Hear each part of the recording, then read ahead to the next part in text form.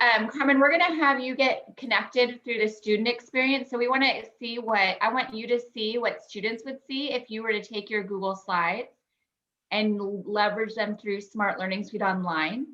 So what I'd love for you to do, because this is the same thing we'd have our students do, is I'd love for you to open your Canvas account. And I'd love for you to click on your courses. And I want you to choose Kelly Mix course, Canvas training course. Okay, so I'm gonna get all the attention. So you're gonna walk me through like I walk my students. Okay, so I'm in the presentation right now. How do I get out to go to the other ones? Oh, did you get connected already? No. So like what you're gonna do is you're gonna open another tab, Carmen. So instead of, you're gonna open another tab, and in that tab, that web browser tab, I want you to navigate. Go to class link, Carmen, when you open the new tab.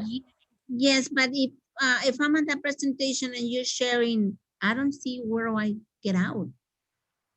Oh, Carmen, in the top right corner, you might have to leave full screen. There's a little place in the top left corner where you can choose leave full screen, and that will then let you see and navigate around.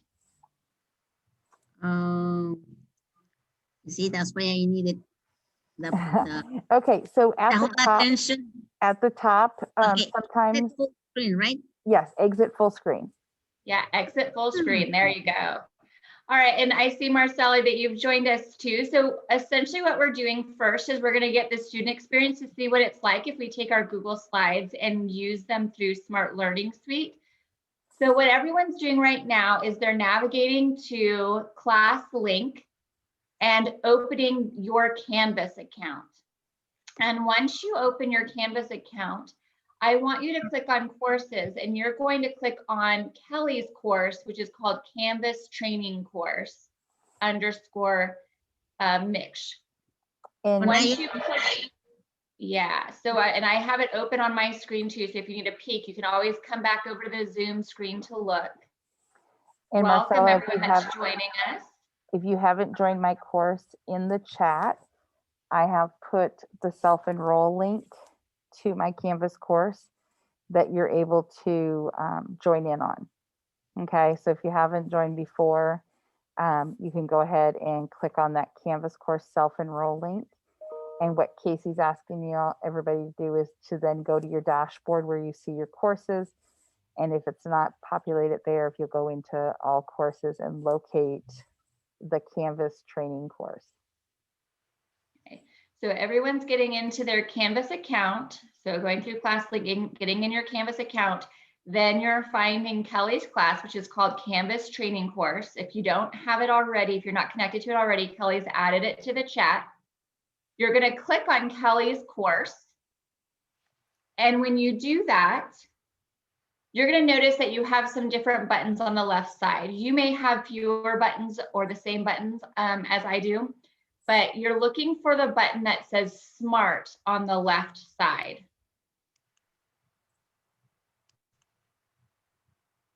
And when you click on that button, it's going to take you to another window. Now your window will either look exactly like mine, or if you've participated in a class, maybe a class with Kelly before in Smart, yours might say, have a list of teachers or classes that you've joined before. And for those of you who may not have, Casey, we're going to have to give them the code to join your class. Yes. So what you're going to do is once you click on, once you've joined, you're going to click on, or once you get into Canvas and you click on Kelly's course and you click on Smart in the left corner, you're going to join me as a guest today. I'm not going to have you sign in because you're not my students long term. So just choose join as guest. And my class ID is 11311. So 11311. And then you'll hit next and you'll enter your first name and hit join as guest. Okay, I had to do it in another tablet because I still cannot do it from here. And I know that's a problem that I have with the students. When I'm on that Smart Learning, I cannot open other windows. I have to open other tablets. Got it. Carmen, do you want me to share my screen and talk you through it once you get the class link and everything? Yes. Okay. Casey, I'm going to share instead. Yes, no, that's great. Why don't you take over so you walk through those steps? Okay, so let me go to my class link. So what we have done first is gone into class link. Is my screen sharing? I think it is. Okay. In class link, you would open Canvas. And let me go back out of here. And when you get to your Canvas courses, if you do not see my course card right here, and you Yeah. have all of yours, do you see the course card, Carmen? Yes. Okay, so then go ahead and click on the course card.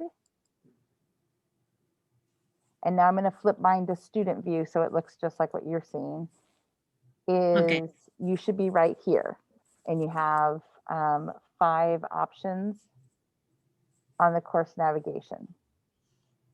Yes. Okay, so what Casey wants us to do is then we're going to pick the Smart button. Mhm. So you'll click on Smart. And once you're here, you're gonna, if you haven't joined Casey's before, you would join a new class. I'm gonna pretend that I'm gonna join it again. So I would click join a new class. And I would put in Casey's code 11311. And next. Now, if it may have asked you to join and you have to log in, you can join as a guest, like Casey said. It's probably catching me because I've been in here before. But then I would click on next. Yes. And then it's going to ask for a name. So I put in my name and then I hit join as a guest. Okay, I should be in there. And then now I should be pulling up. Casey has started a shout it out for me to fill in. Okay. So does your screen look like my screen now? Yes. Awesome. All right, perfect. Okay, I'm going to stop sharing so that way Casey can start sharing hers. Deborah, are you good? Yes, I'm just about caught up. Okay, well, if you need something, just stop us and let us know. All right, so you're going to see that there's 4 questions I'm asking you guys using something called a shout it out that you can add to any of your lessons. So I see you guys coming in to my course. I know that you are seeing now what you guys are seeing looks a little bit different than my screen. You see a little white box that you can type in. So first of all, I want to know, have you attended one of our SMART sessions before? We've been doing these every Wednesday. So that would be just a yes or a no answer. Yes, I have, or no, I haven't. The second question you're going to see, the second category is, have you used Smart Learning Suite online before? Again, just a yes or no answer. The third category or question is, what do you teach? So I just know a little bit more about what you're teaching. And then the last thing I want to know is, what is the goal you have for today? What do you want to walk away knowing or being more comfortable with at the end of today's session? Okay, so on my side, I'm seeing your answers pop in. On your side, you know that you have a little box that you're typing in. So yes, I've attended other sessions. That's going to go to my first question and I'll submit response. Yes, I have used Smart Learning Suite online. So I'm going to click on my second category and send that response. The third question is, what do I teach? I taught K through 5, gifted and talented. So I'm going to pull that in and send that to my, what do I teach? And then my goal today is to have you walk away with one new thing to try. So that's the goal that I have for you guys. So I was able to send those responses. So this is something that we can do with our students nice and easily, is we can have our students, we can ask them some questions and have them share fairly quickly and easily. The great thing too is I can see who's sharing what information as well.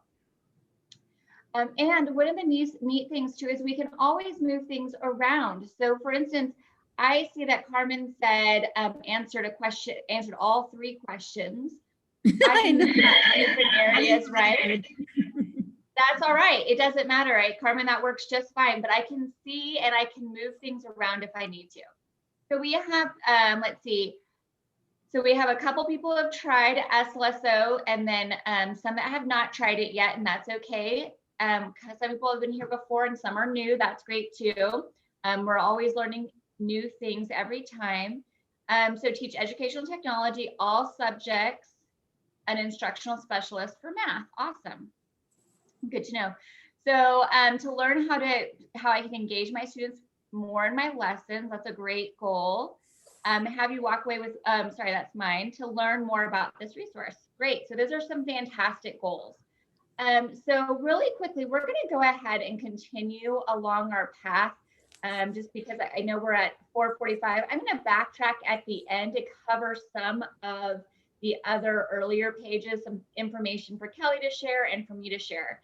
But before we go too far, I want to quickly introduce myself for those of you that maybe don't know who I am. My name's Casey Germanic, and I'm a Senior Professional Development Specialist for SMART, which means normally I travel around North America and work with teachers like you guys on best practices, leveraging the hardware and software you guys are investing in. I am from the classroom. I taught for 20 years in Northeast ISD in San Antonio before starting this job. So I'm not too far from you guys. I live in New Braunfels, but I get to work with San Antonio ISD quite a bit. I haven't been as in person lately with the pandemic, but hopefully we'll be back in person soon, which will be pretty exciting. But I am from the classroom. I taught K-5 Gen Ed for a while in the last 11 years as a gifted and talented teacher for Kinder through 5th. So I'm really excited to be here and working with you guys now and each week throughout the year and in the future as well.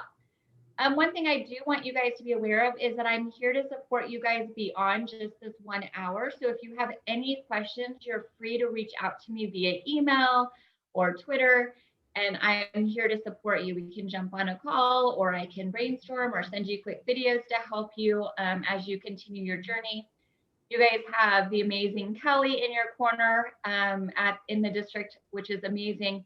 Of course, she knows all the details about how things are running specifically in your district, but I'm here to really help you with SMART as well in any way that I can. So if Kelly isn't available right then, feel free to reach out to me too.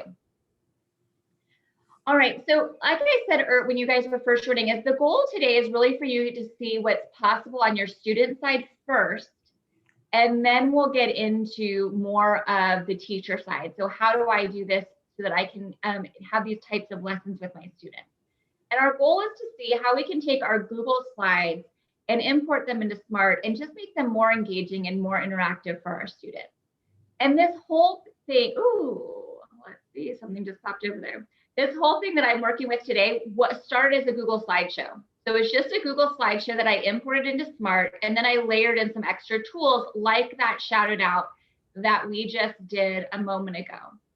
And notice that all of your work saves automatically. So I can always resume this for my class, and you guys could continue working on it. I could also just talk to the different questions and answers that you have as well. So even tomorrow, next week, I could open this and it would be saved and ready for me to access at any time. You may also notice when you're looking in your Canvas that when I move pages, you guys are jumping pages as well. That's because as a teacher, I have the ability to switch between teacher pacing and student pacing. And right now I'm set to teacher pacing, which means if I move pages, you guys move pages too. So one of the things that was a downfall for me with Google Slides, if I shared that with my students, they could be on any slide at any time when I was trying to do some instruction. This way I can do some direct instruction and some mini lessons, and they can be with me, and then I can release to my students when it's time. So let's take a look at an example of that. So one of the things that Smart Learning Suite Online has to offer are some game-based learning opportunities that we can build within our lesson. So games are a great way to engage our students. And I know it's been really hard and challenging with our students, some of our students working from home, some of them being in class, having a combination of the two. Teaching's been more challenging than usual in this past year. So we're all looking for ways that we can build that engagement. So here I have something called Monster Quiz. This is one of 11 different games that you can easily build into any of your lessons and add into those Google Slides. So I like to use Monster Quiz in a variety of ways. I like to use it to review before a summative assessment. I like to use it along the way for kids just to kind of get a feel for where they are in a unit. But I also like to use Monster Quiz as a pre-assessment, more for my students to see where they are and for me as a teacher to see where they are collectively as a class. So I'm going to hit start for class. You should still have your Canvas open. And when I hit start for class, it's going to throw you guys into teams. I'm going to get to choose how many teams I have. I'm going to divide us into 2 teams. It's going to automatically throw my students into teams for me. I don't have to do it on my own. So right now, what I'm going to do is I have us all divided up. And actually, I'm going to cheat a little bit for us. We're going to put Kelly, Carmen, and Debbie are all going to be on the same. Deborah are going to be on the same team. And I'm going to hit start quiz. Okay. So when I hit start quiz, you're going to see on your end some questions that start to pop up. So I'll come look over on my side. I should be able to see some questions popping up as a student.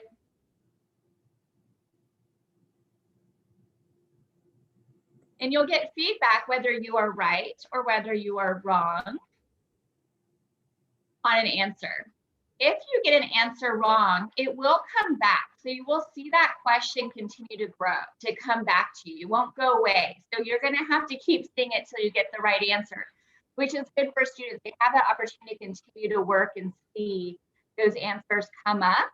And the way that I like to use this as a pre-assessment is to let the kids know, hey, I don't expect you to have the right answers here, but you're getting to see some new vocabulary words that we're going to be working with this unit. You're seeing some things that maybe you do already know. You might be starting to populate some questions that you might have around our topic. And we have 2 teams. So Carmen, Deborah, and Kelly, you guys are on the same team. So even though you're each answering the questions independently, you're also working together to grow your monster and have him break out of his ice cube over here. And I get to see how you're doing. So Deborah and Kelly, you both got a right answer. Congrats, great job. I can see that happening in real time because you get a little check mark with your name on it. Carmen just got one right. Good job, Carmen. Let's see. Deborah and Carmen, good job. We're getting there. You're almost out of there. You almost have broken your monster out.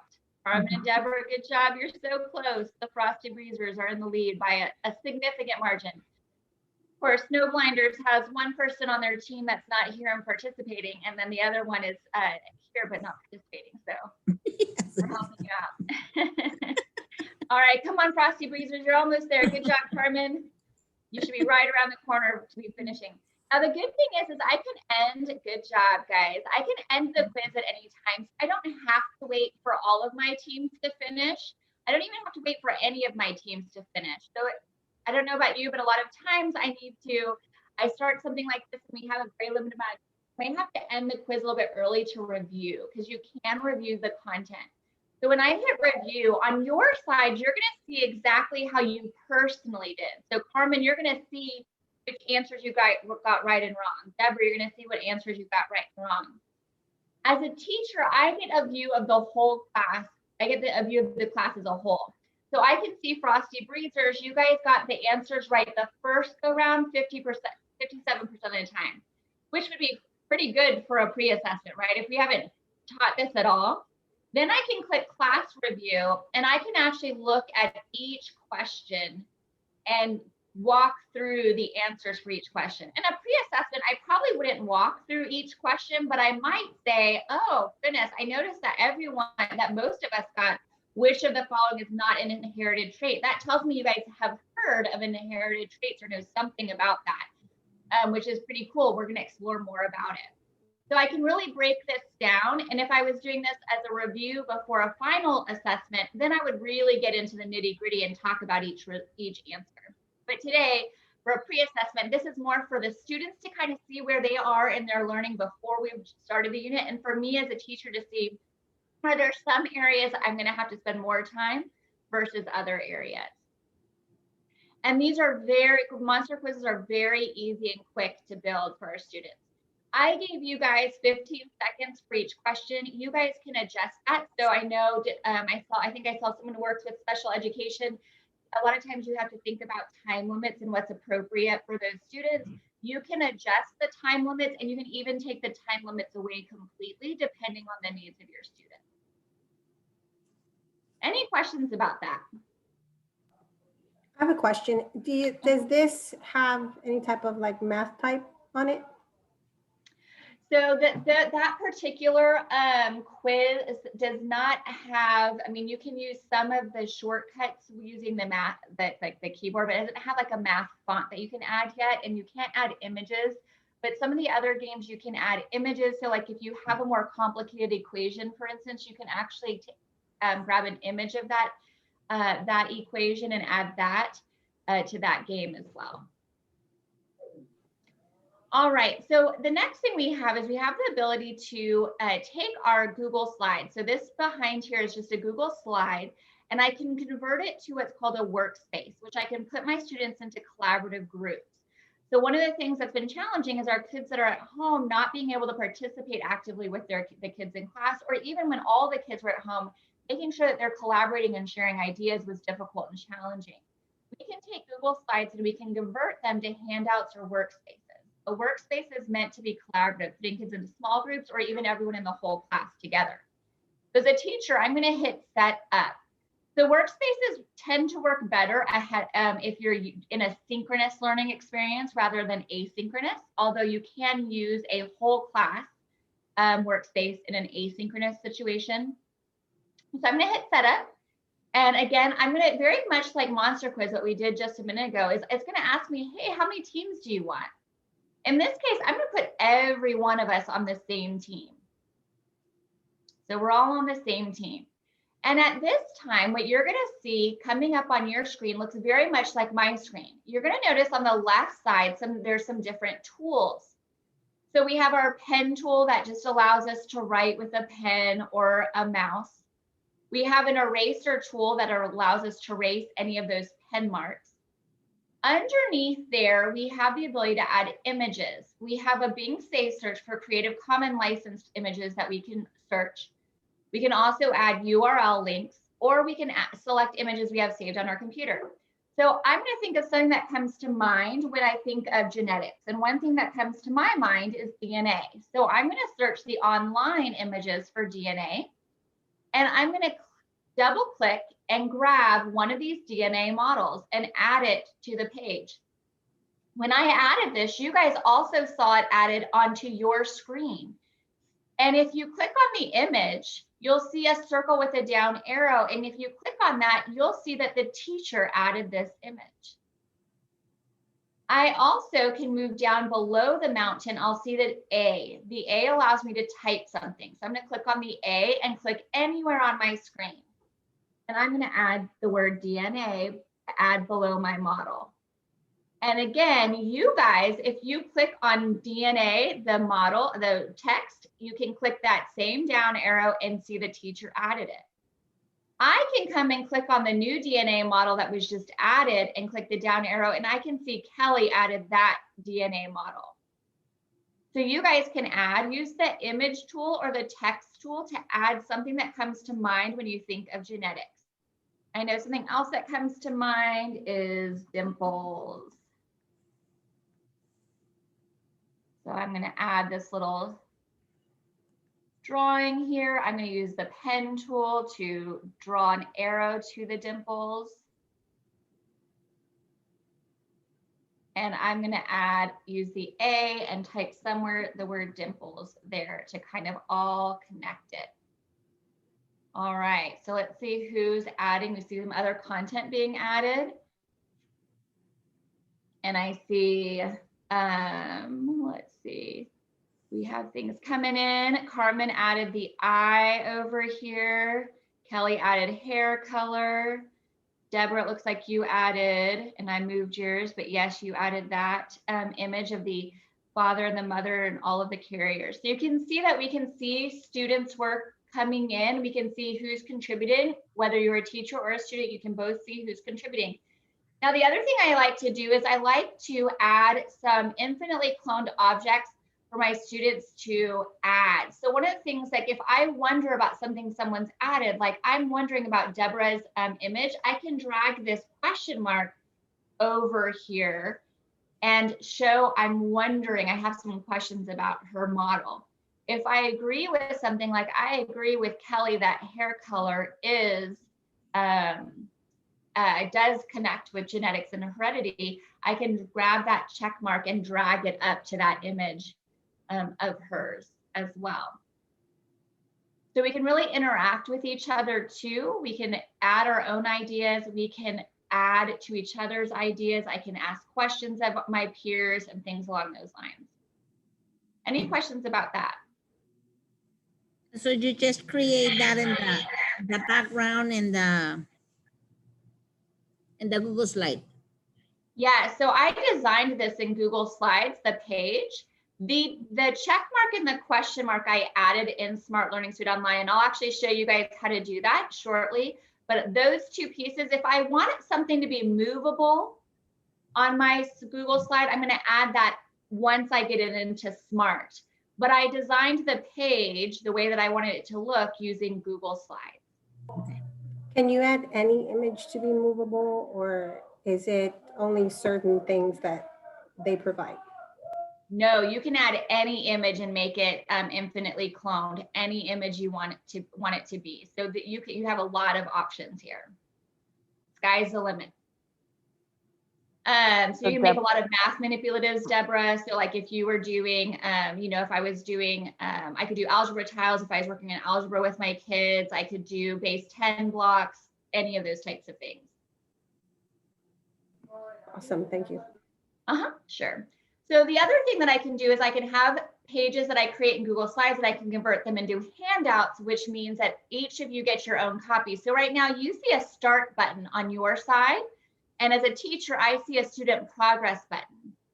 So when I hit student progress, I will see each of my students' names listed. And I can go and check on my students and see how they did. The other thing you'll notice in the top right corner of your page is you'll see a little guy that looks like he's talking. I can add audio to any page, any game, any page that I do in Smart Learning Suite and give my students some instructions. So if I have English language learners or emergent readers or struggling readers, I can always record myself giving instructions or anything along those lines. Now I can see Carmen, Deborah, and Kelly's names. In the bottom right corner as a teacher, I also see a teacher handout so I can model for my students too if I want to model for them. So when I click on teacher handout, I can talk to my students about, hey, today you're going to go to the website. You'll see the website right here, and you're going to read that website about Gregor Mendel and his P plans. And then you're going to fill out this chart. So notice you have the exact same tools you had before in the workspaces, but now you have them to fill in this Google slide that I created. So my students can fill in their content here. Now, I just want to point out something. I added the link onto the page through Smart, but I didn't have to. I just realized when I added this to Smart Learning Suite, I forgot to hyperlink on my Google slide. Your links that are in Google Slide, they will come into Smart Learning Suite and work, but I forgot to do that ahead of time and I didn't want to start over. So one of the cool things we have is the ability to add our own links through Smart. So I was able to quickly add this link right here instead of having to go back and get it and having to start over. So I can click on any of you guys and I can see what kind of work you're doing. So I can come and see what Kelly's up to, perhaps. There we go. So I can see Kelly noticed that we can add text here. So she's clicked on add text. Text can be added here. We can click on that A and click anywhere on the screen. Now what's cool is I can actually add content here too, and so Kelly can see it in real time. So I can give Kelly feedback. So let's say Kelly only had one vocabulary word. I could say, Kelly, can you find 3 more vocabulary words? And I can move this over here so she can see that it goes in this space. Once Kelly adds her 3 vocabulary words, she can delete my comment, or she can even respond to my comment here. And notice Kelly was also able to add images to her page. So I can come and check in with each of my students in real time and see what they're doing, no matter what they're working on. And you can import Google Slides, you can import PDFs, you can import Smart Notebook files. So there's lots of options. It doesn't have to be just Google Slides. But I used Google Slides a lot because I was a Google district. So that was where I spent a lot of my time as well. So we can convert our Google Slides into one space. One of the things I like about this is when I had my students work on Google Slides, if I shared them with them and had them do the task on an actual Google slide, a couple of the drawbacks for me were that I had to then open and close 24 Google Slides, right, for each of my students. Or sometimes my students would get really focused on playing with all the fonts and the colors and all of the choices.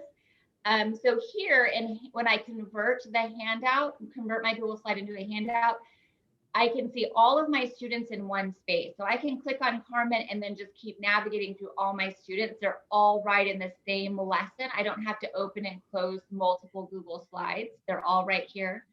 I can give feedback in real time to each of my students as well. And my students can focus on the content because they have some choices, but not all the choices for fonts and colors and images. Questions about that? So if I'm on the website, you can see it? Yeah, so if I come over here to see you, Carmen, I'll be able to see if you start typing or adding things to this page, we'll see it happen in real time over here for me. But you don't know if I'm on the website doing the research. Oh, no, I won't be able to see if you're actually looking and reading the website. I'll be able to see if you're coming back and filling in your graphic organizer. Okay. Does it save the student notes in any way? Like, so the students fill this all in, and I know you have this through Canvas, so would they have to go back into this lesson, or how does that work? Yeah, so it saves everything automatically, Deborah, so they can come back to this lesson and they could continue working on it over several days if that's something you wanted them to do, or they can come back and review it. So if they need to go back and look at it before a test or something, or for help with their homework, they can. So if you look on my screen right now on the Zoom screen, you'll notice in the left side over here as a teacher, I have quite a few buttons. At the very top, you'll see I have 3 white lines. Those 3 horizontal white lines, when I click on them, one of the options you'll see is share. So I can actually share this lesson multiple ways. Today, I had you guys join me by going to hellosmart.com through Canvas. So when in Canvas, you clicked on a redirect link and it took you to a website. And that's great for synchronous learning, or if you want to go back and forth between asynchronous and synchronous, then you want your students to go to Hello Smart. But you can also create just an asynchronous lesson, or when you're done with the lesson and you want your kids to have this to review for homework or for studying, you can click on share, and notice at the bottom I have a student share link. So I can take this student share link and I can put it in Canvas. Kelly has shown me, which I think is really neat, how to add this link to your module inside of your Canvas. And when you do that, when the students open that link, it keeps them inside of Canvas so you can track how long students are in Canvas working. Kelly, I don't know if you want to top off on some of that. Yeah, a couple things of the way Casey went ahead and brought it through, because Canvas is our engine that we're using for everything. Putting in that redirect onto the Canvas course is key for synchronous. And that way, what's nice about it is that way, then the students are staying within the Canvas course. And we as a district can track how long was Kelly on a Canvas page, on a Canvas piece. And so that gives us some more analytics. The other thing is it limits that confusion of which tab to close out of, where to go. But know that at any time, the kids actually do have that option to bounce out if they want, as I call, more real estate. Whether they stay within Canvas or they go out, like Casey said, they'll still be able to have that ability to have all of their work constantly saved. Okay. Now, the reason with how Casey was saying to get the link, that for the more of that asynchronous, putting that link within the modules, then again, allows you to keep the kids within the Canvas course instead of putting it directly. You could put it into an assignment, but instantly, if you put it into an assignment, it's instantly going to pop out. Again, thinking about that flow as we build lessons. Do I want them to watch a YouTube video or do something else, and then they're going to come in here and do some engaging activities? When you put it in that module, it can be in that flow, especially if teachers are setting up prerequisites. I have to complete this before I go to this, those type things. So getting that student link, you're able to do it. And even if we had been in class, we didn't complete it, and now tonight for homework, I have to go and complete my graphic organizer here, then again, the teacher can get that link, pop it into modules and say, okay, it's already in there. Everybody can complete it tonight. I don't have to start from scratch. It will be the same thing when I go in again. Yeah, so just so the, oh, sorry, Deborah, go ahead. So when they click on the link, every time they click on it, it'll take them to their work and where they were actually at or where they finished off of, right? Yeah, so I had you guys, just note, I had you guys join me as guests today, Deborah and Carmen, because you're not in my class forever. With our students, we would want them to sign in with their Google account. Once they've signed in once, it will remember them. So it's not something you have to do all the time. It's that first time. So that first time you do this with your kids, give yourself a little bit of extra time so they can get signed in and comfortable. But once they've signed in once, it will remember them. And the sign in piece, what that allows is it saves their work. If they were to get kicked out of their lesson, if they were to be picked up for an appointment and have to leave, if they were to have their device die, anything along those lines, when they sign back in and go back to Canvas, click on that link and join, all their work's there. They keep going, so they haven't lost anything. All right, so now what we're going to do is we're going to take a look at how we can build this. So we got to take a look at what's possible from the student side, but now we need to start to be builders. So what I want you guys to do is I want you guys to actually leave my class. I'm going to model that. Here's me inside of Canvas. Notice in the right next to your page, you see these 3 white lines in the left corner on the black gray, the grayish sidebar. Click those 3 and go ahead and leave my class. And then for you guys, what you're going to do is you're going to go to your Google Drive, your school's Google Drive account. And I'm going to do the same thing on my end. So I'm going to go to my Google Drive account. So again, just any Google Drive account, not any, your San Antonio ISD's Google Drive account, you should be able to find it in class link, or you can just go to drive.google.com and it's right there, or go to google.com and sign in. I already have always have mine up and ready. And then just give me a thumbs up when you have your Google Drive up and ready, so we can go to the next step. Okay, Deborah's ready.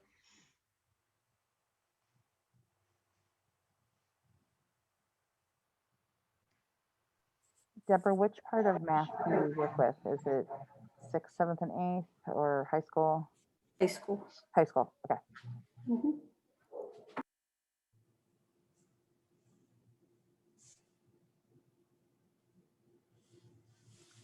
And Carmen, what grade do you primarily work with?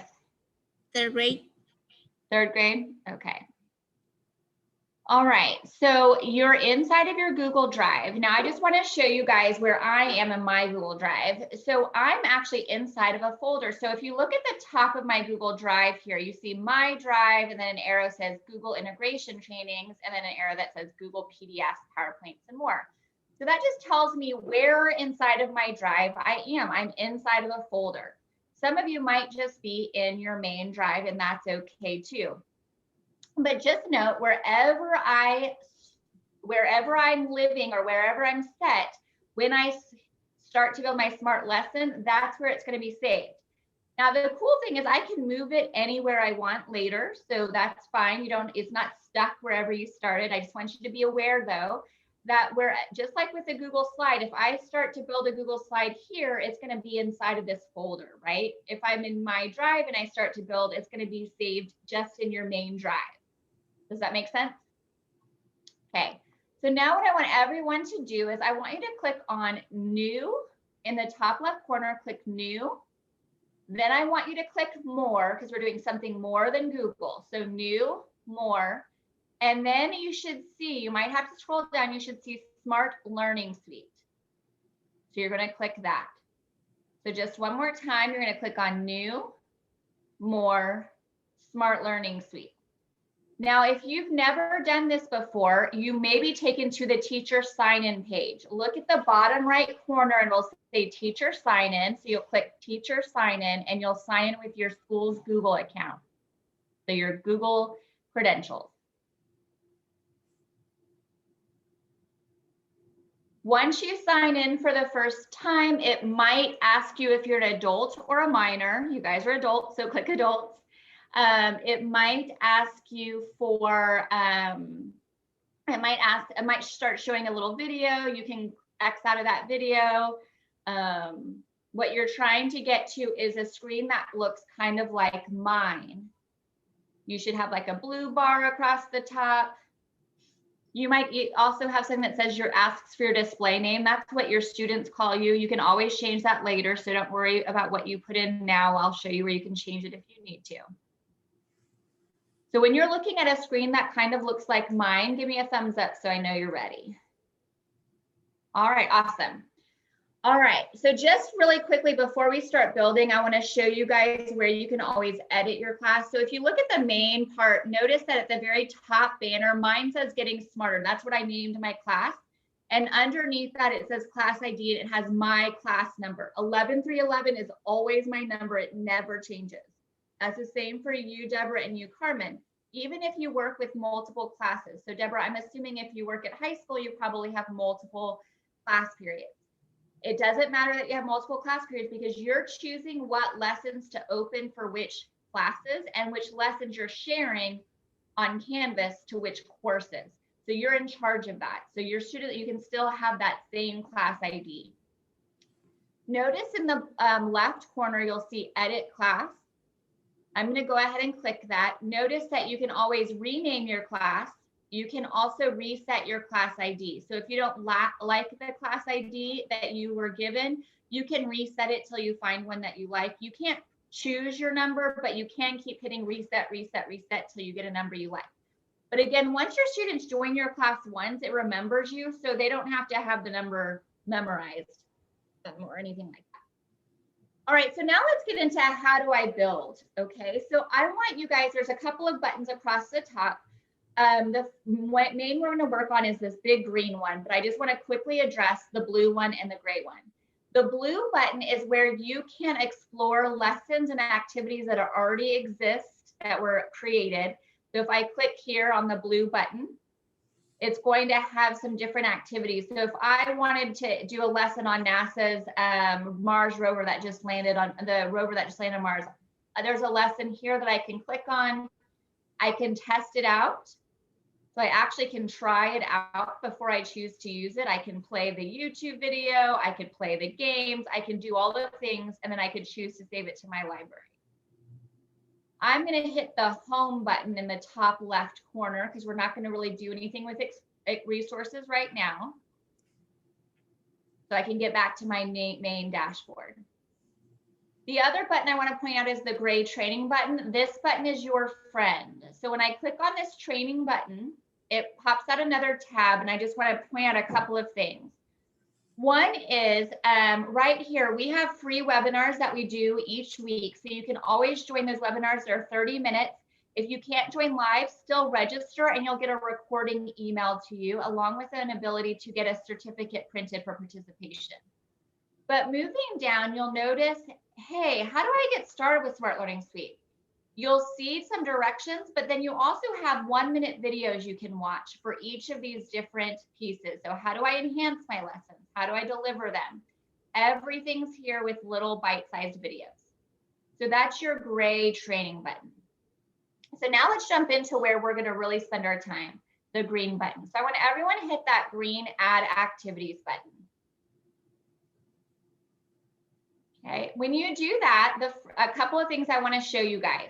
First, look at the very top where it says add content. Notice that mine says add content and it says it's adding it to my drive into a folder called Google PDF, PowerPoints, and more. So it's telling me where it's building my lesson, which is really helpful. Now there's a bunch of buttons here. We're not going to talk about all of them because we don't have time to get into all of them. We're going to have continued courses throughout the rest of March and April, so you can join and learn a little bit more each time we meet. And then I'll also be, Kelly and I will also be doing some sessions for the Ready Tech Go on March 16th and 17th. So if you want to dive into more of this, you can. Today, we're going to focus on using the content we have. So in the very first button we have is import resource. We can import smart notebook files, PowerPoints, PDF, and Google Slides, Google Docs, and Google Drawings. So I want everyone to click that import button. Now you notice you can import from your Google Drive, or you can import from your device. So if I had a PDF saved on my computer, I could pull that in too. But for today, I'm going to focus on pulling from my Google Drive. If I import something, will it make a copy of it automatically, or is it going to mess with my original? Yeah, it's not going to ruin your Google slide. Your Google slide will stay safe. It will stay a Google slide. What it's going to do is make a copy of that Google slide as a smart lesson. So I'm going to click on Google Drive. You can find something. It doesn't have to be anything special. I'm going to just go and find something something quickly. Let's see. Fine, there we go. Google integration files, and I know I have some. There we go. Let's see, I'm going to click on content. So just find any Google slide, anything that you want. Let's see, I'll come do some math. Let's see. I don't really have a lot of Google slides on math. Maybe do the equations, Casey. Yeah, let's do this one right here. I think it's just one problem, but that's okay. So I'm going to pull in this Google slide that I have and hit select. Once you've chosen your Google slide, what it's going to do is it's automatically going to take make a copy of it, and it's going to put it into what's called editing mode. You'll know you're in editing mode because you'll have a blue bar that goes across the top. You'll see finish editing in the top left corner, and then you'll see your Google slides going down the side over here.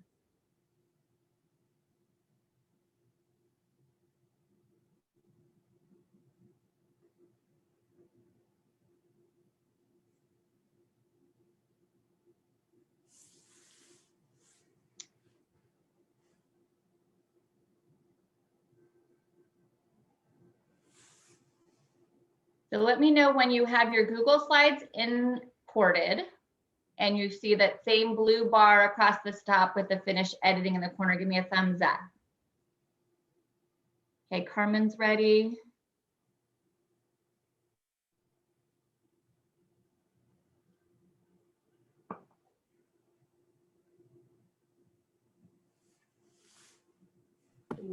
I'm ready. Okay, great.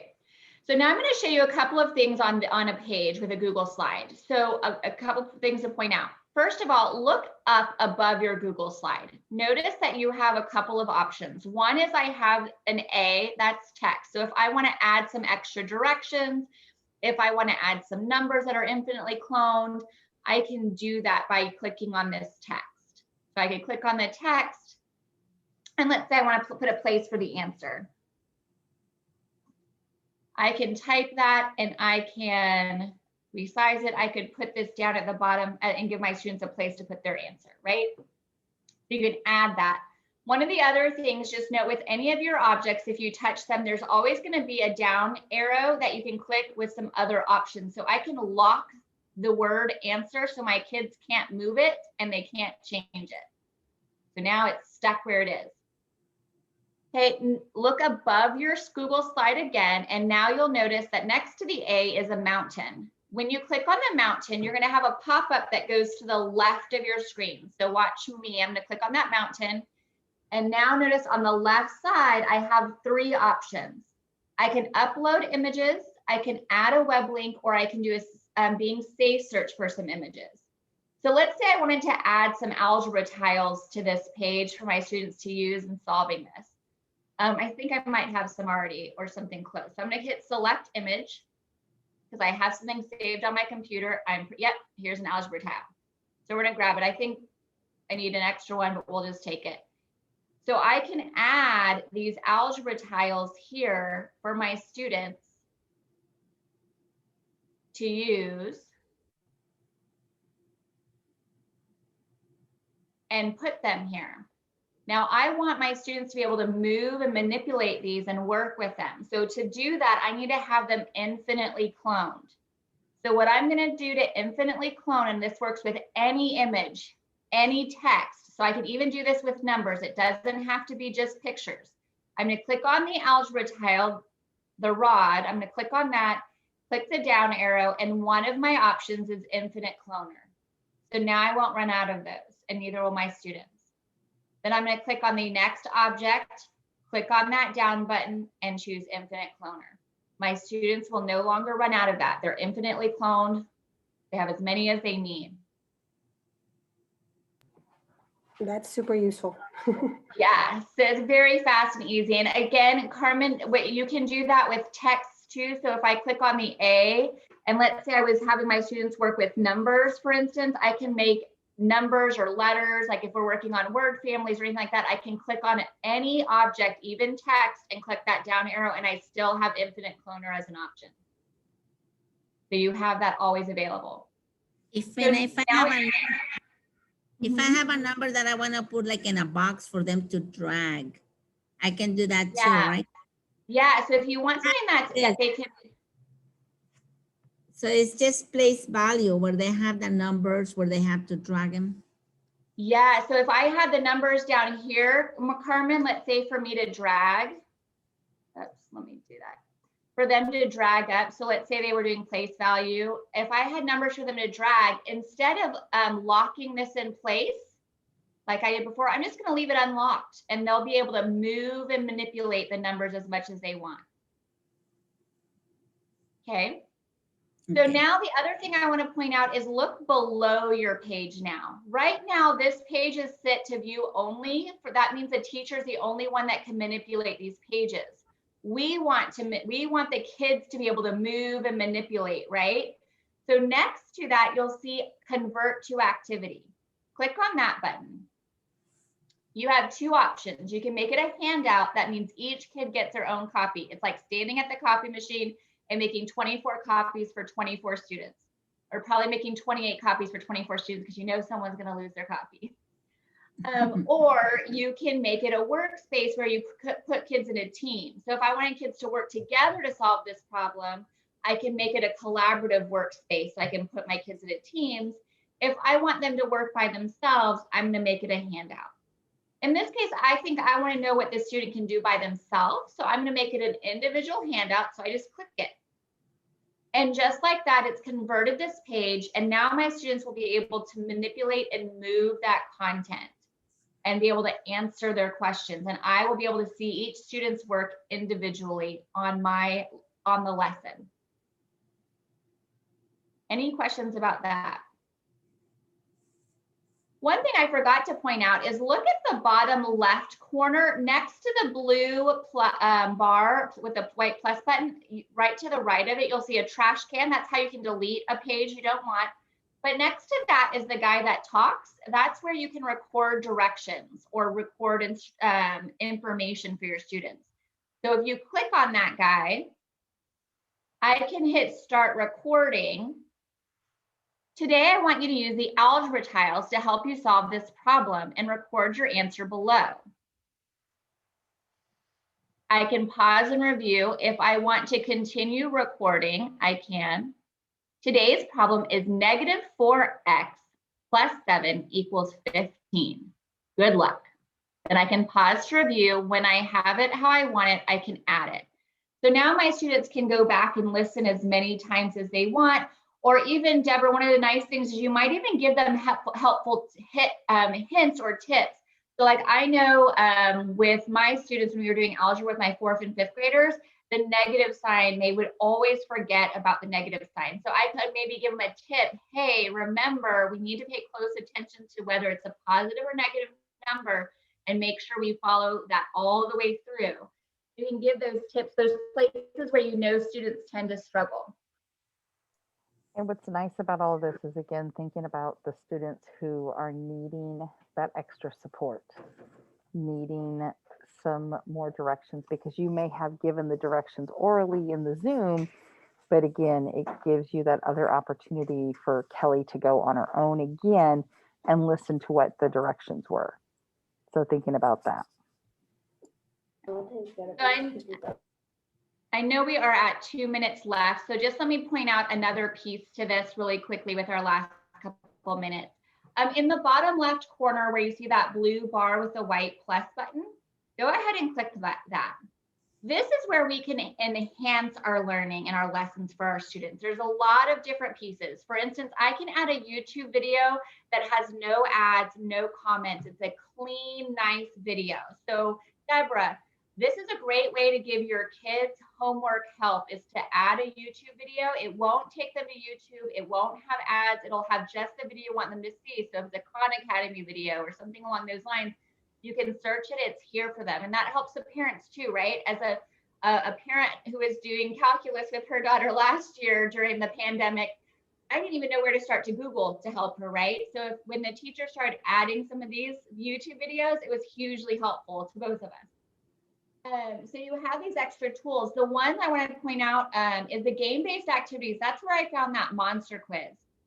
So when you click on game-based activities, there's a ton of different options. You can see monster quiz there. There's super sorts. There's all sorts of things. I like to use fill in the blank to have my students learn about the standard or the teak we're focusing on. I take all the action words out, all the verbs out. So the students really have to think about what they have to do, what their goal is at the end. You can do all sorts of different things. Great for all different grades, depending on how you use them. If you click on the magnifying glass, it'll pop out a little video to kind of show you what it looks like. Everything's personalized to you, so you get to decide what makes sense for your students. But for instance, I could have Deborah some equations and some solutions that the kids have to match up over here. Carmen, there's a ton of great ways to use these with your 3rd grade students as well. So many different things. Rank order also is a good one for math, because you can have a series of different expressions that your kids have to solve and then organize greatest to least to greatest. You get to be creative in how you use these tools. So for instance, flip out, I don't tend to use it as just digital flashcards. I like to use it as a choice board or task board. You get to really decide. But all of these are simple and easy to build. They're meant to be very fast and quick. And what's great is, again, you can take that static Google Slides that you have and embed these in throughout. And so, you know, being able to add in that YouTube as a review, and then having them work a problem, and then having a choice board where maybe they have to pick something else to complete, whether it's writing out their own equations or, you know, completing an activity. You've got different options, but you're able to bring it all into where you started from with those Google Slides. And I've seen this actually done at the high school level at another district and stuff. So even the older kids kind of enjoy it. Oh, I definitely like this. I'm going to try to start creating some of these. So I'll definitely be reaching out to you ladies. Yes. My I questions. know today was a quick intro. So Deborah, I'm sure that as you start to play and build, you're going to have some questions. As mentioned, Kelly obviously is an excellent resource, but I'm here to support you too. So reach out with any questions. Really quickly, just as a reminder, I'm going to hit finish editing on my lesson. That just will take me back to my main dashboard. And just as a reminder, this training page is going to be hugely helpful for you. So like, for instance, if I go to that training page and I want to remember, hey, how do I add a game? It's right here. So I can watch that 1-minute video to remind me, how do I build that game? Because, you know, I only got a quick look at that. So we have 1-minute videos for each thing. If you want to remember, how do I share this with my students? How do I connect their devices? Or how do I share it as a link? It's all right here. The other thing that I wanted to point out, and I know Kelly's putting all of the today's session inside of the chat for you guys, but she has some great resources in here that show you how to do two things. It shows you how to, one, do a lesson synchronously within Canvas. She shows you how to do a redirect loop so that they can join the lesson just like you guys did when you were my students earlier. And then she also talks about how to share a lesson in that more asynchronous situation by using that student share link in the module. So it's going to be here within that presentation that Kelly will add to the chat. Yeah, and I just added again the presentations in there along with Casey's Smart link. So you've got both. You've got the original Google Slides without the interactivity, and then you've got the Smart link that has actually the interactivity and stuff. So like Casey said, there's several things here. If you go into the Canvas course, also, every time after Casey and I do this, I have a link. We've got in modules, there's smart resources, and every session has its own page. So again, you'll be able to have the link to the Google Slides, the smart learning suite, and there's the recording also in there. So if your colleagues, you want to share, feel free. They have to join the Canvas course and then be able to have access to it right there for right now. A couple other things I want to call out, like Casey said, March 16th and 17th, we're having Ready Tech Go. Casey's going to be presenting twice both days, and I have a session in between or right before. So we do have some smart sessions along with, we've added into the asynchronous section of the catalog where we have some smart webinars that you can actually earn credit for also. And at the beginning of the presentation, there was a thing that also has some additional smart sessions that we'll be doing. So like we actually have one on Wednesday because it is our next one. Today's was kind of a makeup from the snowstorm, but on Wednesday, we're doing the Mission Possible and we're utilizing the board itself. So Deborah, being that you do things for the district, you could come, and it just shows how the teachers can utilize the board without having to be tethered, screen share, any of that. And then after that, when we come back from break, we have, I think it's gamification is the next one on, let's see, March 24th. It's gamifying your Canvas synchronous and asynchronous lessons with Smart. So we're really going to dive deeper into gamification. So those are just some of the things to think about if you want to continue to further learn about Smart. Again, Casey and I are here to support you. She'll be here March 16th and 17th, along with, we do every Wednesday, except for the ones that are during spring break. Well, she's actually doing the 17th, but otherwise every Wednesday from 4:30 to 5:30 through April, to the end of April. And I just threw in the chat a link to the webinars. They are on that training button. So when you hit the training button, they're there. But if you look, all of these are great. The Ed Shift series and the Ready, Set, Smart. The Ed Shift gets into more of like research behind certain pedagogy, like social emotional learning and active learning, and embedding it into active learning. There's some really great ones under the Ed Shift.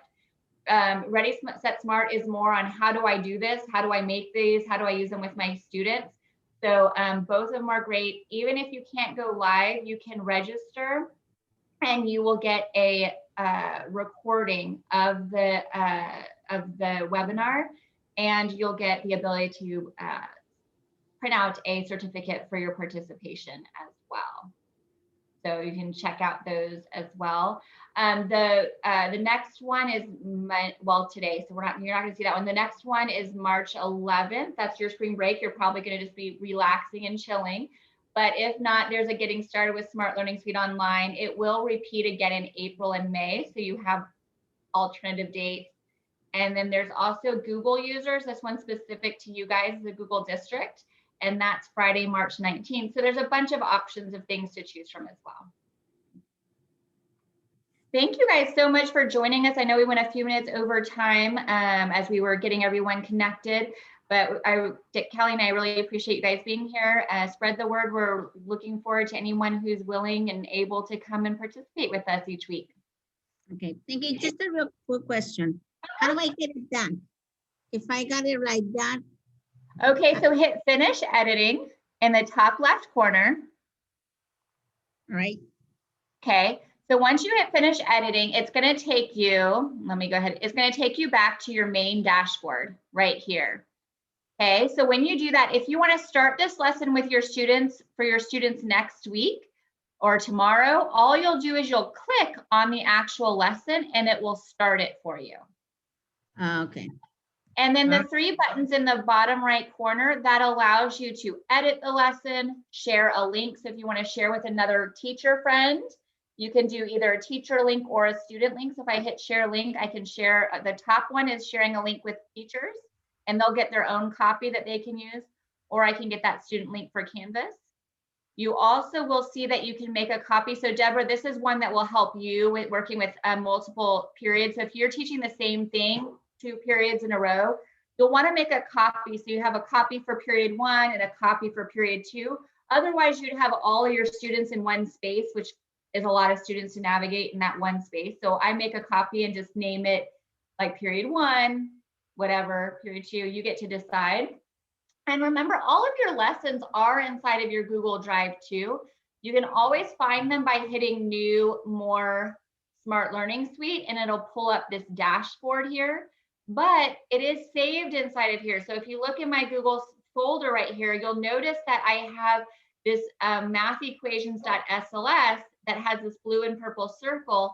It's right here for me to use.